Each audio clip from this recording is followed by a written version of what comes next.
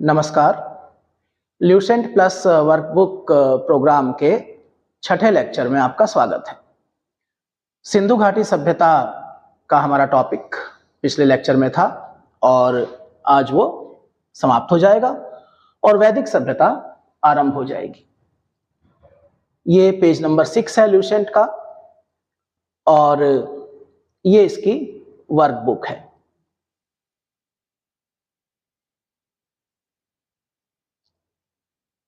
है 55 क्वेश्चंस इसके बनाए गए हैं।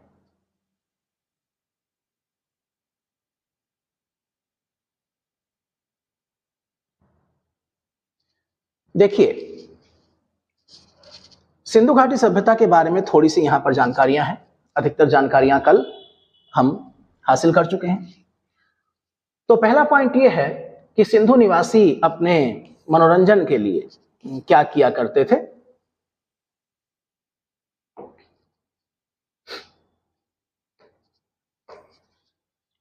तो मनोरंजन के लिए सैंधववासी मछली पकड़ना, शिकार करना, पशु पक्षियों को आपस में लड़ाना, चौपड़ और पासा आदि।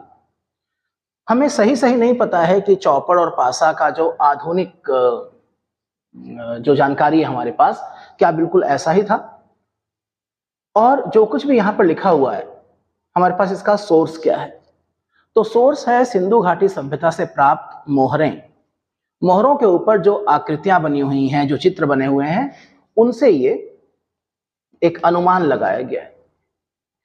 सिंधु सभ्यता के लोग काले रंग से डिजाइन किए हुए लाल मिट्टी के बर्तन बनाते थे। इतिहास में साधारण भाषा में हम बोलते हैं लाल एवं काले मृदभांड, जो स्वाभाविक तौर पर भट्ठे में पकाए जाते थे तो लाल रंग के होते थे।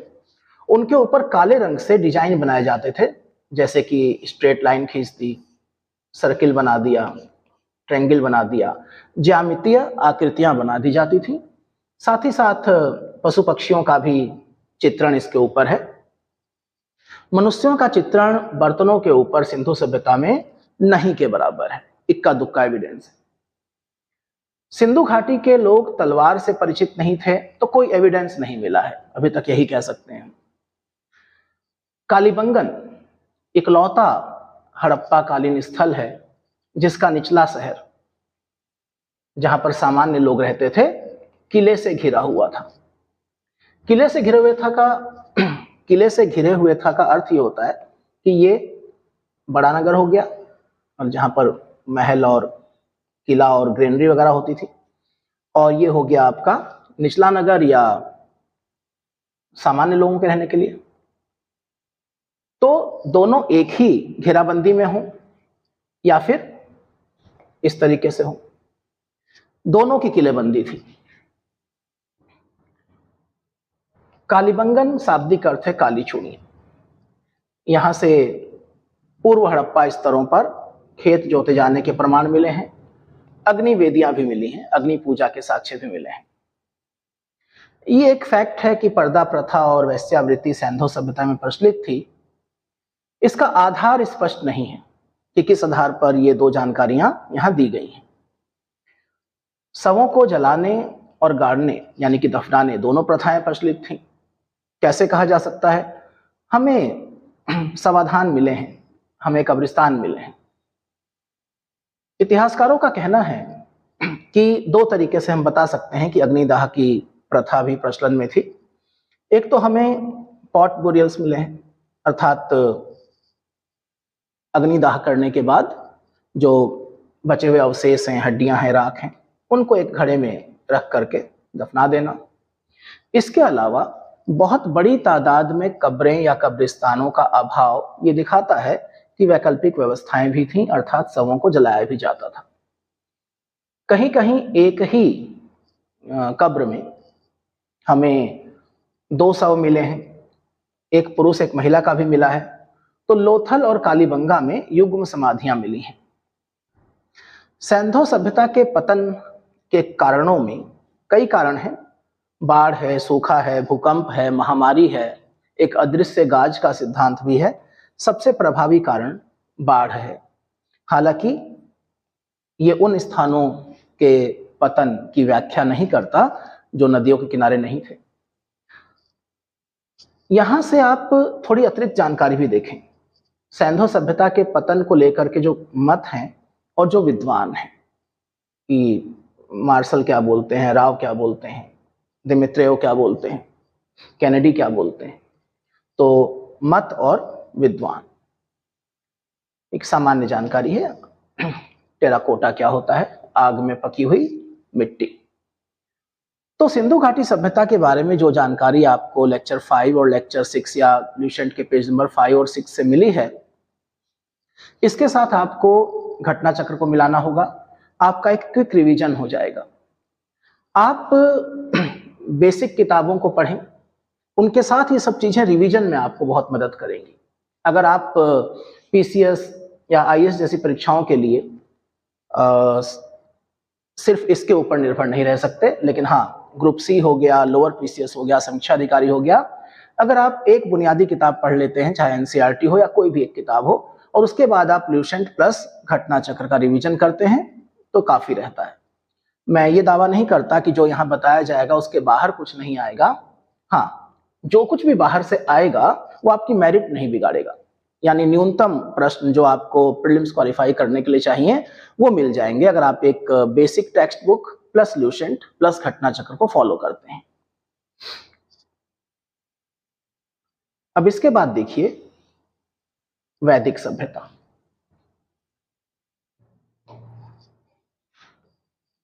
वैदिक सभ्यता को स्टडी पॉइंट ऑफ व्यू से हम ऋग्वैदिक काल और उत्तर वैदिक काल में विभाजित कर देते हैं।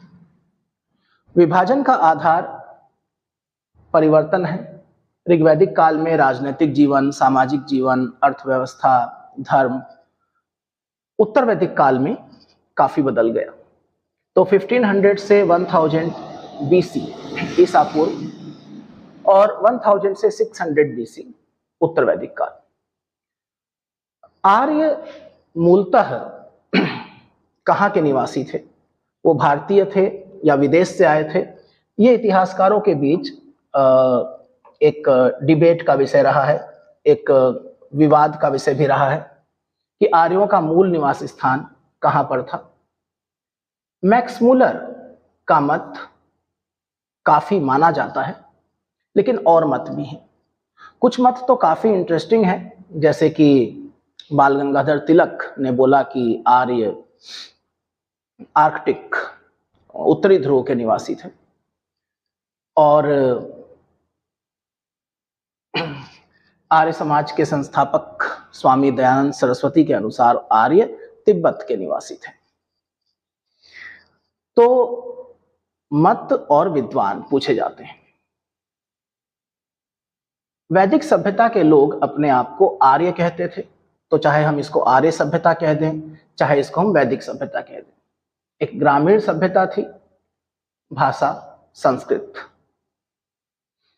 आर्य शब्द भाषा समूह को इंगित करता है, एक खास भाषा वर्ग के लोग। हालांकि संस्कृत में जो आर्य है, वैदिक सभ्यता में जो आर्य शब्द है, ये श्रेष्ठता को दिखाता है कि आर्य का अर्थ है श्रेष्ठ। तो ऋग्वेद में निश्चित तौर पर ऐसे लोग रहे होंगे जिनके साथ वो अपनी तुलना कर रहे थे, क्योंकि श्रेष्ठ तो इसका मतलब कोई ऐसा भी होगा जो कम श्रेष्ठ है। तो वैदिक साहित्य में जिक्र मिलता है अनार्यों का, वो जो आर्य नहीं है, अर्थात वो जो श्रेष्ठ नहीं। आर्यों की प्रशासनिक इकाई का जो विभाजन था, कुल से लेकर के राष्ट्र तक, सबसे छोटी इकाई जो थी प्रशासनिक इकाई, वो परिवार थी। और परिवार यानी कुल। बहुत सारे परिवार या कुल मिलकर के एक ग्राम बनाते थे। परिवार का मुखिया आमतौर पर पिता होता था या बड़ा भाई होता था। परिवार पितृसत्तात्मक थे और परिवार के हेड को कुलप कहा जाता था। तो सबसे छोटी इकाई कुल, कई कुल मिलकर के बनते थे ग्राम। इसका अध्यक्ष ग्रामणी होता था।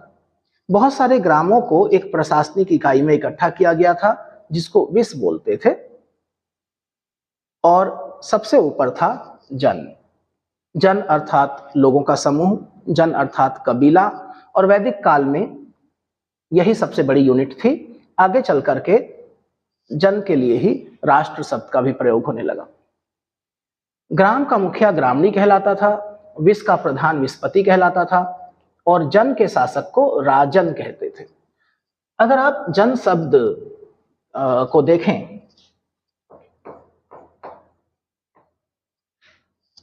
तो आपकी स्मृति में बहुत सारे शब्द आ जाने चाहिए, जनता से लेकर के जनपद तक। और जन से पहले देखिए आप रा, एक उपसर्ग, राजन। तो जिले के लिए, डिस्ट्रिक्ट के लिए जो सबसे प्राचीनतम शब्द हिंदुस्तान में है वो जनपद है, जन से निकला है। ज्यादा अधिकारी नहीं है, पुरोहित है, सेनानी है।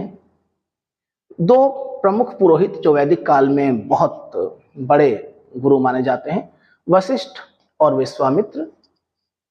यहाँ पर थोड़ा सा जिक्र किया गया है कि वशिष्ठ थोड़े रूढ़िवादी हैं, विश्वामित्र थोड़े लिबरल हैं, उदार हैं। इसके अलावा राजा के सलाहकारों, अधिकारियों का एक वर्ग जिनको रत्नी या रत्निन कहा जाता था, और राजा को मिला करके इनकी संख्या लगभग 12 हुआ करती थी। कुछ ग्रंथों में 14, 15, 16 भी। प्रारंभिक परीक्षा में रत्निनों के नाम पूछे जा सकते हैं कि भागदूत कौन था। और पुरप दुर्गपति अर्थात जो किले हुआ करते थे उनका जो अध्यक्ष होता था। और स्पष्ट बोला गया है गुप्तचर को।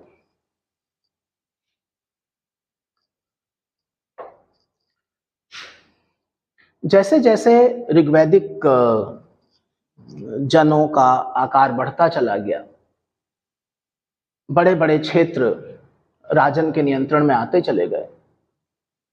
आप देखिए अलग अलग दिशाओं में शासक या राजन अपने आप को अलग अलग उपाधियां देने लगे, वो अलग अलग नामों से पुकारे जाने लगे। जैसे कि पूर्व दिशा में, जिसके लिए उत्तर वैदिक शब्द है प्राची, प्राच्य भी है, वहां पर राजा को सम्राट कहते थे। पश्चिम में, जिसके लिए उत्तर वैदिक शब्द प्रतीचि दिया गया है, स्वराट।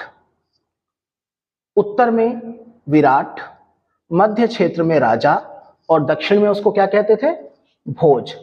आगे चल करके एक कॉन्सेप्ट डेवलप हुआ कि एक व्यक्ति जो इन चारों दिशाओं को जीत ले, एक व्यक्ति जो इन चारों दिशाओं को जीत ले तो उसको एकराट, चक्रवर्ती शासक कहा जाएगा। वाजपति, गोचर भूमि का अधिकारी। गोचर भूमि यानी चारागाह भूमि, पशुओं के चरने का स्थान। उग्र, आधुनिक पुलिस की तरह अपराधियों को पकड़ने का कार्य करता था। भागदूह, राजस्व कर एकत्र करने वाला अधिकारी। भाग प्राचीनतम शब्द है लैंड रेवेन्यू के लिए, उत्पादन में हिस्सा। ऋग्वेद में किसी तरह के न्यायाधिकारी का उल्लेख नहीं।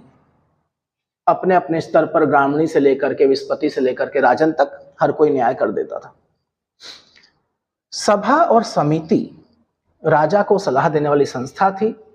सभा के बारे में मान्यता है कि वो श्रेष्ठ एवं संभ्रांत लोगों की संस्था थी, सीमित लोग थे। समिति में पूरा कबीला आ जाता था, पुरुष भी महिलाएं भी। इसके अध्यक्ष को ईशान कहा जाता था। महिलाओं के ऊपर कोई पाबंदी नहीं थी, वो सभा और समिति की बैठकों में हिस्सा ले सकती थी। हम कह सकते हैं कि ऋग्वैदिक काल में कम से कम समाज, राजनीतिक समाज लोकतांत्रिक था। पुरुषों और महिलाओं के अधिकार कुछ मामलों में बराबर थे। हमें किसी महिला के राजा होने का पता नहीं चलता, और जो धार्मिक वर्ग है, पुरोहित हैं, वहां पर भी महिलाएं नहीं हैं। इसके अलावा वैदिक काल में हम कोई भेदभाव नहीं देख रहे हैं। युद्ध बहुत सामान्य थे। नेतृत्व हर दौर में राजा ही करता था। एक शब्द है गविष्टि। गविष्टि का शाब्दिक अर्थ है गायों की खोज। गाय सबसे महत्वपूर्ण संपत्ति के तौर पर थी, और ये गविष्टि गायों की खोज जल्दी ही युद्ध में बदल जाती थी। एक शब्द आया है गोधूली। गोधूली आज भी शब्द इस्तेमाल होता है संध्या काल, जब गाय चरागाहों से वापस लौटती हैं। तो गविष्टि, गाय की गणना हुई, गाय की खोजबीन शुरू हो गई कि कुछ गाय कम है, कौन ले गया होगा, पड़ोसी कबीला ले जा सकता है। तो फिर युद्ध होगा। एक शब्द जो है आपकी जानकारी में होना चाहिए, संग्राम। और संग्राम शब्द जो है हम कह सकते हैं युद्ध का पर्यायवाची है। तो वैदिक काल में गायों की खोज करते करते एक ग्राम और दूसरे ग्राम के बीच में टकराव हो गया। तो दो ग्राम या दो गांव जब परस्पर लड़ जाएं, युद्धरत हो जाएं, तो संग्राम हो गया।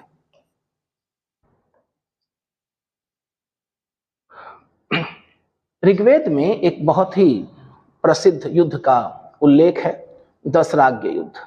ऋग्वेद के 7वें मंडल में यहां से कई बार प्रश्न आया है कि दशराग्य युद्ध का स्रोत क्या है, उल्लेख कहां पर है, ऋग्वेद में। कहां पर लड़ा गया था? परुष्णी नदी, आधुनिक रावी नदी के किनारे लड़ा गया था। सुदास और 10 जनों के बीच लड़ा गया था। एक मान्यता है कि विश्वामित्र और वशिष्ठ के बीच का विवाद था। इतिहासकारों की एक मान्यता है कि नदियों और जमीनों के ऊपर कब्जे को लेकर लड़ाई थी। दशराग्य युद्ध के ऊपर आजकल के दौर में नॉवेल भी लिखा गया है। ऋग्वैदिक समाज 4 वर्णों में विभाजित था। शुरुआती दौर में नहीं था, लेकिन ऋग्वेद के 10वें मंडल में पुरुष सूक्त में ये विभाजन स्पष्ट तौर पर मिलता है, ब्राह्मण, क्षत्रिय, वैश्य और शूद्र। परम पुरुष के मुख से ब्राह्मण, क्षत्रिय उसकी भुजाओं से, वैश्य उसके उदर भाग से और शूद्र उनके पैरों से उत्पन्न हुए। ये विभाजन व्यवसाय पर आधारित था। शुरुआती दौर में ये जन्म के आधार पर नहीं था। यहां कुछ फैक्ट हैं। उपनिषदों की कुल संख्या 108, महापुराण 18, वेदांग 6। वेदांग के ऊपर हम स्रोत में जानकारी ले चुके हैं।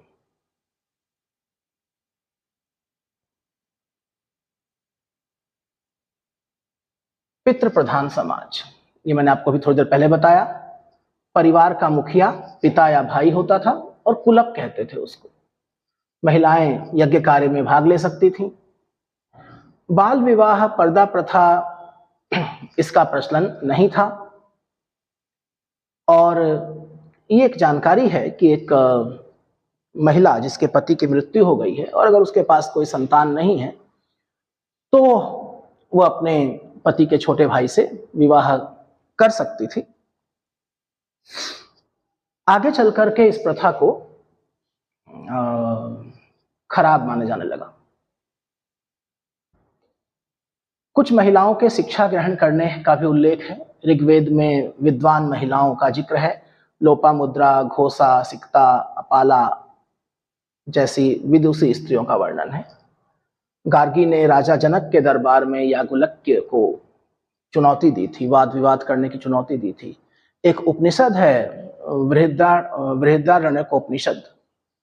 उस उपनिषद में इस घटना का जिक्र है कि एक ऐसा समय आया जब गार्गी ने याज्ञवल्क्य को निरुत्तर कर दिया और जब याज्ञवल्क्य जवाब नहीं दे पाए तो उन्होंने गार्गी को कहा कि गार्गी अब तुम चुप हो जाओ, अन्यथा अच्छा नहीं होगा। तो एक साथ 2 बातों का पता चलता है। राजा जनक के दरबार में एक महिला, हालांकि गार्गी साधारण महिला नहीं है, तो एक उच्च वर्ग की महिला राजा जनक के दरबार में अपने समय के सर्वश्रेष्ठ या महानतम ऋषि को चुनौती दे सकती है और चुनौती एक्सेप्ट की जाती है। लेकिन साथ ही साथ जब याज्ञवल्क्य निरुत्तर हो जाते हैं तो वो एक तरह से धमका देते हैं गार्गी को। तो दोनों पहलू हैं यहां पर। यहां पर देखिए, दर्शन और उसके प्रवर्तक प्रारंभिक परीक्षा में बहुत महत्वपूर्ण जानकारी है।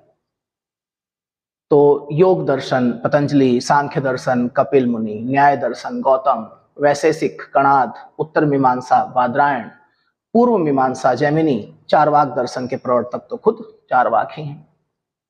ये आपको याद करना होगा।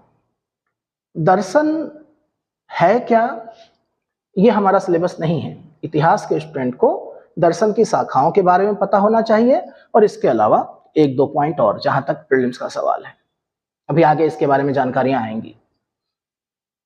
वो महिलाएं जो जीवन भर अविवाहित रहती थी, उनके लिए एक शब्द है अमाजु। जीविकोपार्जन के लिए जो वेदांग पढ़ाने वाला अध्यापक था उपाध्याय। इस पूरे पेज पर आप देखेंगे शब्दावली बहुत महत्वपूर्ण है, और जब आप वर्कबुक देखेंगे तो उसमें भी हम लोगों ने शब्दावली के ऊपर काफी ध्यान दिया है। ये सब शब्दावली है, इसके आगे आपको लिखना होगा कि किसका क्या अर्थ है। तो यहां तक हो गया, देखिए उपाध्याय तक। आर्यों का मुख्य पेय पदार्थ सोमरस था, जो एक खास प्रकार की वनस्पति जिसको कि सोम पौधा बोलते थे, सोम वनस्पति बोलते थे। ऋग्वेद में एक देवता समर्पित है इसको। सोमरस और सुरा में अंतर किया गया है। सुरा को जहां एक बुराई के तौर पर देखा गया है, वहीं सोमरस को दैवीय पेय बताया गया है। कुछ और शब्दावलियां हैं, वास, अधिवास, उष्णीस। ये कपड़ों के प्रकार हैं जो वैदिक आर्य धारण किया करते थे। नीवी, अंदर पहनने वाले कपड़ों को नीवी कहा जाता था। उष्णीस पगड़ी जैसा कुछ होता था। मनोरंजन के साधन संगीत, रथ दौड़, घुड़दौड़, द्यूत क्रीड़ा, जुआ। आर्यों का मुख्य व्यवसाय पशुपालन, कृषि, थोड़ा बहुत व्यापार भी निश्चित तौर पर करते थे। और अगर हम देखते हैं कि ऋग्वैदिक आर्यों को तांबे की जानकारी थी, कांसे की जानकारी थी, अयस शब्द का जिक्र मिलता है, तो निश्चित तौर पर उद्योग धंधे भी वहां पर थे। लेकिन शुरुआती दौर में वो घुमक्कड़ पशुपालक थे, शुरुआती दौर में।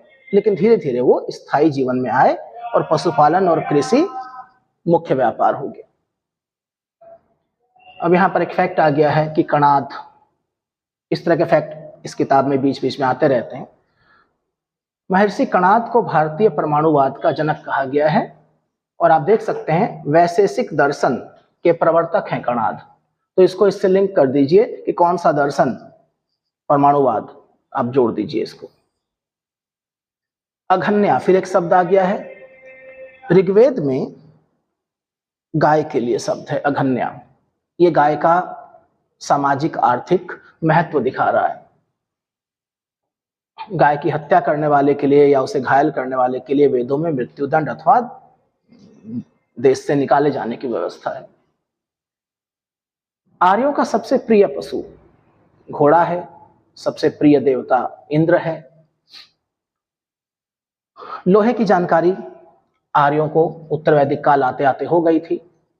श्याम अयस शब्द है इसके लिए। तांबे के लिए लोहित अयस है। इन शब्दों का अंतर ध्यान से आप देख लीजिएगा। श्याम अयस लोहा और तांबा लोहित अयस। लगभग ईसा पूर्व 8वीं शताब्दी में भारतीयों को लोहे का ज्ञान प्राप्त हुआ। हालांकि अब जो हमारे पास प्रमाण है वो इससे भी पहले के हैं।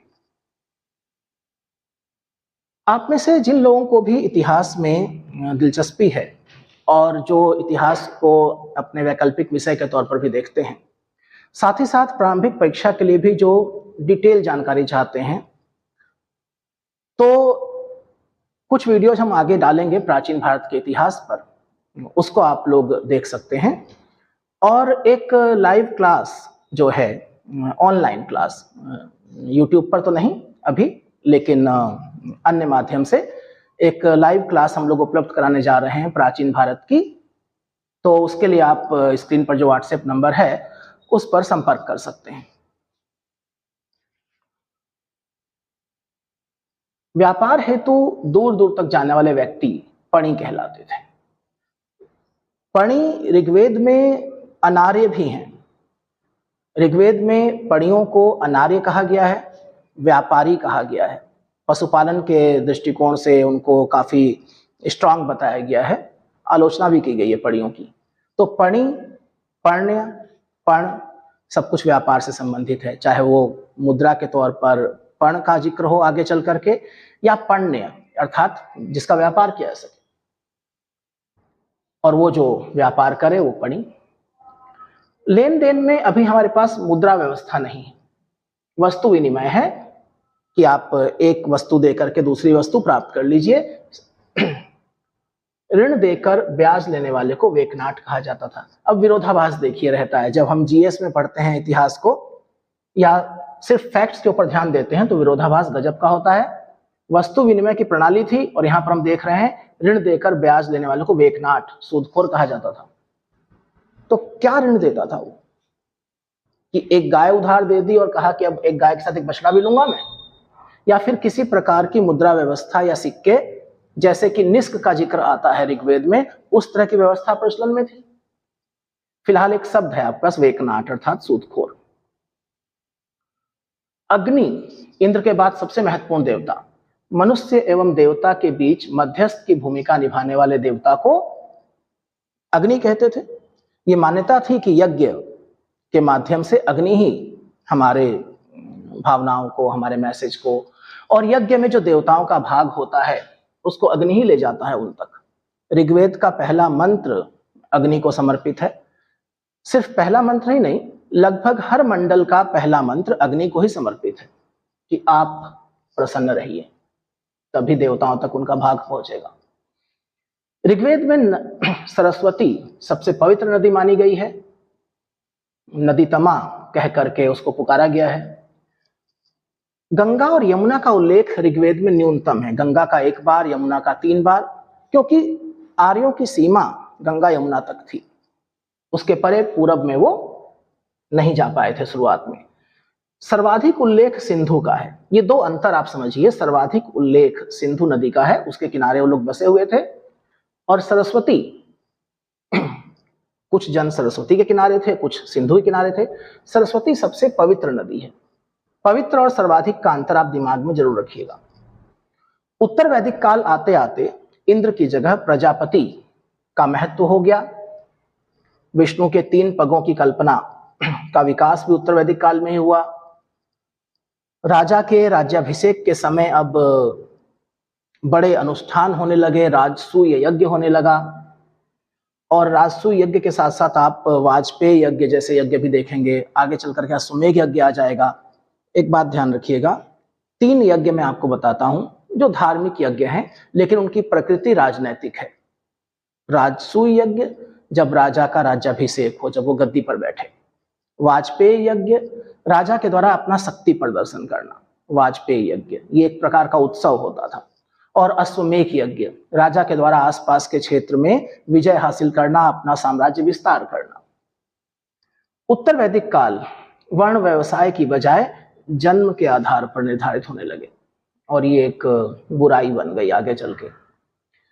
अब देखिए, यहां से फिर वर्कबुक शुरू हो जाती है। इस पेज को पढ़ करके, समझ करके लेक्चर को सुनिए आप, और फिर इन प्रश्नों के उत्तर पहली बार में आप देख करके भर लीजिए। उसके बाद आप इसको बार बार प्रैक्टिस करिए। सिंधु घाटी के बर्तनों का रंग क्या था? काला और लाल था। कालीबंगन की नगर योजना कैसे अन्य नगरों से अलग थी? उसका निचला नगर भी किलेबंद था। मैक्स मुलर ने आर्यों का मूल निवास स्थान कहां बताया है? मध्य एशिया बताया है, सर्वाधिक मान्य मत है। ग्रामीणी कौन होता था? ग्राम का अध्यक्ष, विस्पति विश्व का अध्यक्ष, राजन जन का अध्यक्ष, पुरोहित राजा का धार्मिक सलाहकार, सेनानी राजा का एक तरह सेनापति, रत्निन संख्या लगभग 12, और राजा के मुख्य सलाहकार अलग अलग कार्यों को करने वाले। ऐसे ही पुरप है जो किलों की देखभाल कर रहा है, स्पर्श है जो गुप्तचर है, वाजपति है जो चारागाहों को देख रहा है, उग्र पुलिस अधिकारी है, भागदूह रत्निन में से एक है और इसका काम टैक्स कलेक्शन का है। इसके बाद आप देखिए यहाँ पर ये नंबरिंग थोड़ी सी गलत हो गई है।